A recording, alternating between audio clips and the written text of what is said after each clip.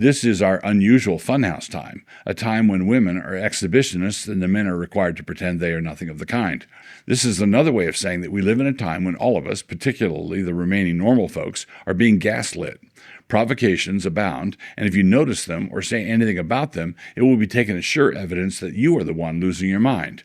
If you say anything about how licentious the orgy has become, you will be shushed as though everybody is sitting around in the library, clothed and in their right mind.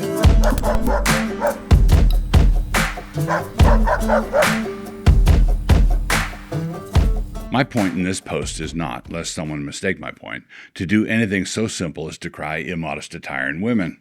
And by the kind of immodesty I'm not, for the most part, talking about, I'm intending both definitions of that word, viz. That which is sexual and provocative, and that which is flamboyant and ostentatious. Get that? The kind of immodesty that is not my principal point is both kinds of immodesty. Like I say, this point is somewhat more complicated than that. Have I lost you already? Now, in saying that this is not my objective, it is not to say that such a task would be an unworthy objective.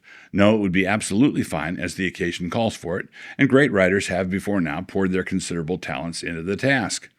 Moreover, the Lord saith, because the daughters of Zion are haughty, and walk with stretched forth necks and wanton eyes, walking and mincing as they go, and making a tinkling with their feet. Therefore the Lord will smite with a scab the crown of the head of the daughters of Zion, and the Lord will discover their secret parts. Isaiah 3:16 and 17. The daughters of Zion were apparently strutting their stuff down Fifth Avenue, and the prophet Isaiah apparently took note of it. And this has been a problem in other eras as well. Consider the pithy observations of Nathaniel Ward, an observer of Puritan New England back in the 17th century. I honor the woman that can honor herself with her attire. A good text always deserves a fair margin. But as for a woman who lives but to ape the newest court fashions, I look at her as the very gizzard of a trifle, the product of a quarter of a cipher, the epitome of nothing, fitter to be kicked if she were of a kickable substance, than either honored or humored. It is no marvel they wear trails on the hinder part of their heads, having nothing, it seems, in the forepart but a few squirrels' brains to help them frisk from one ill-favored fashion to another.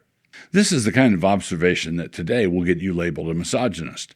Look, he attacked all women in a vicious and unprovoked way. Well, actually, he divided women into two groups, the honorable ones and the silly ones, and he critiqued the silly ones. But an attack on silly women is, in our book, an attack on all women. I will leave it to the logic students among us to figure out who the real misogynists are and press on to my real point. At home in our funhouse, as cultures wax and wane, as societies rise and fall, as civilizations emerge from their hardscrabble pioneering days, only to throw all their hard-won virtue into a vat of fin du siècle goo, we have always had certain times when the women were bundled up appropriately, and then we've had other times when they were liberated from the constraints of both customs and corsets. That, as I say, is nothing new. Societies do alternate between decent and indecent. England in the 18th century was indecent, and by the Victorian era, a century later, they were all buttoned up tight. We've had times when the men were voyeurs and the women exhibitionists. We've had other times when the women were modest and the men sought to respect that. This is our unusual funhouse time, a time when women are exhibitionists and the men are required to pretend they are nothing of the kind. G.K. Chesterton once said that our problem was not that we lived in a skeptical age. Our problem was that we lived in a dogmatic age without knowing it.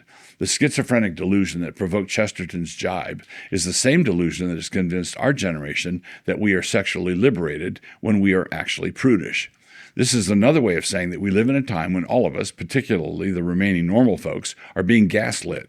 Provocations abound, and if you notice them or say anything about them, it will be taken as sure evidence that you are the one losing your mind. If you say anything about how licentious the orgy has become, you will be shushed as though everybody is sitting around in the library, clothed and in their right mind. So as the sexual revolution works its way into its Robespierre guillotine stages, we are getting to the point where everybody is simultaneously licentious and prudish. An actress can go to a party where she has slept with half the men in the room, and if someone there makes an unwanted suggestive remark, a blush comes to her maidenly cheek and she draws herself to her full height and tosses her curls. She can then give an interview to an investigative reporter who is agog at the Babylonian excesses being related, and she can describe how her producer had asked her up to his room in order to discuss the story arc of their current project, and had then come on to her, and how she had had simply no idea.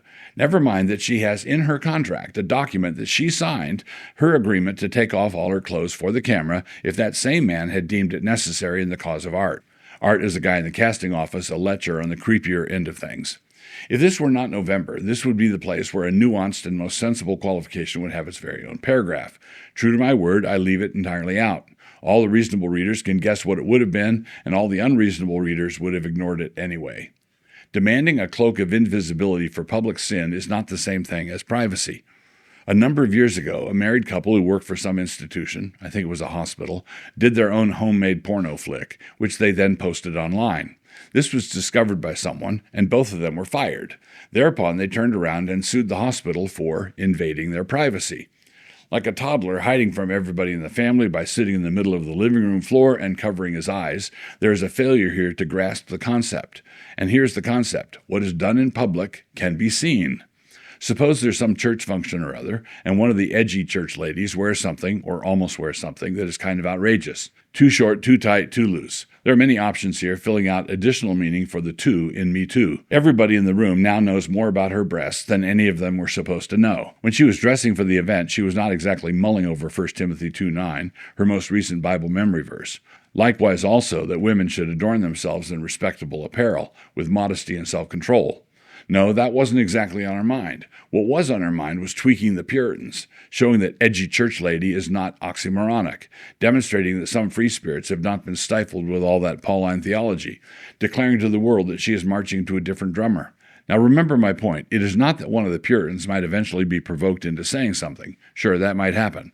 But the point is that if a normal person ever did say something about the unnecessary display, that is the point where the provocatrice would turn into one of our new sort of Puritan, hauling into the discussion a tangled web of scruples, rules, prohibitions, compunctions, anxieties, and offenses. And the person with the problem is the one who notices the problem. The whole thing is more than a little bit convenient. Don't forget the squirrel brains. One other category needs to be mentioned, but just briefly. There are any number of sweet Christian girls who dress in the inappropriate way they do because their roommates and sisters lie to them routinely. That's so cute. They are just being clueless, although it should be granted that they're being more clueless than they have any right to be. But at the same time, they're being clueless in a new world that has been shaped by the provocatrices and the lechers who underwrite them. Being cute little squirrels, they don't get the larger picture. So if someone did take them aside to give them a little friendly admonition, they would be humiliated down into the ground. They would be devastated. There would be many tears. They might have to go into counseling. But the real discipline would land elsewhere. In the meantime, the person who spoke to them about it would be run out of town as a rape apologist. All is proceeding as planned. Don't ever neglect the giveaways. You have two distinct sources for your giveaways. The first is the special page that Canon has set up to process their giveaway madness, and those titles can be found in the link and description. The offers will change week to week throughout the month, but for the Canon titles, they will always be found in the same place. As there is a new post up today, this one, there are new free titles. So go over and get them. The second place to go would be my Mablog shop. The list of free titles will grow through the month. The current list of free titles there is as follows: Concise and to the Point, Virgins and Volcanoes, Blue Sky Vision, The Pink Spiders of Empathy, Letters to a Rootless White Kid, Jokes I Like to Tell, Chestertonian Calvinism, 21 Prayers for Pastors, Letters of Marital Counsel, No Artificial Tweeteners, N.T. Wright Rides a Pale Horse. Letters on Homosexual Desire, Letters to a Broken Girl. As I said in the video, if you wind up not getting any of these, that's your problem.